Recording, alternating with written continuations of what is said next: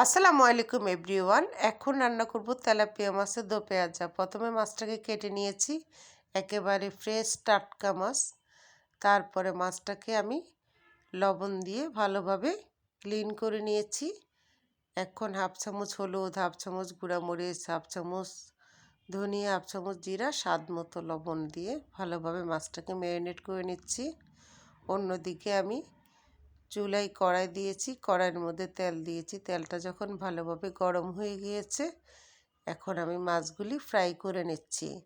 যারা নতুন রাঁধুনি আপু তাদের জন্য বলছি, তেলটা ভালো করে গরম হওয়াটা খুবই জরুরি মাছ ফ্রাই করার ক্ষেত্রে, নয়তো কড়াইয়ের তলানিতে মাছ লেগে যায়, হাতল দিয়ে উল্টানোর সময় ভেঙে যাওয়ার সম্ভাবনা থাকে।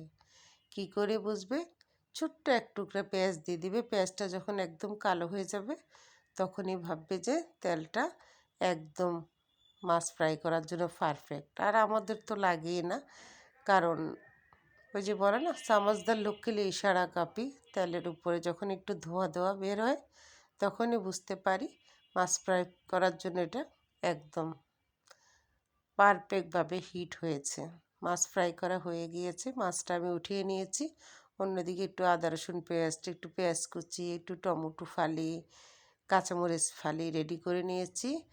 এখানে আবার সেম হাফ চামচের চেয়েও কম হলুদ, হাফ চামচের চেয়েও কম গুঁড়ামরিচ, হাফ চামচ ধনিয়া জিরা, স্বাদ মতো লবণ নিয়েছি। মাছটা আমার ফ্রাই হয়ে গিয়েছে, মাছটাকে আমি এখন উঠিয়ে নিচ্ছি।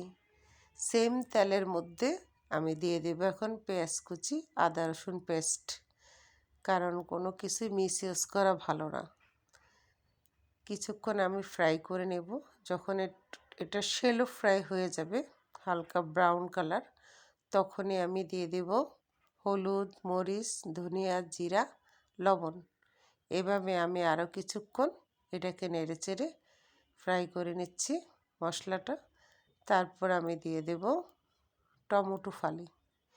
টমেটো ফালি থেকে কিছুটা রস বের হয়ে এখন এটা একদম মশলাটা সুন্দরভাবে কষানো হয়ে যাবে। তারপরে আমি হালকা একটু পানি দিয়েছি, জাস্ট যেই বলের মধ্যে আমি মাছটাকে ম্যারিনেট করেছিলাম, সেই বলের মধ্যে অনেকগুলি মশলা লেগেছিল। ওই যে বললাম, কোনো কিছু মিসইউজ করা পছন্দ না। অন্যদিকে আমি কিছু ফ্রেশ ধনিয়া পাতা ভালোভাবে কেটে ক্লিন করে নিচ্ছি। এখন আমার মশলাটা কষানো হয়ে গিয়েছে, এখন আমি দিয়ে দেব মাছগুলি। মাছটা আমি একটু মচমচা করে ফ্রাই করেছি।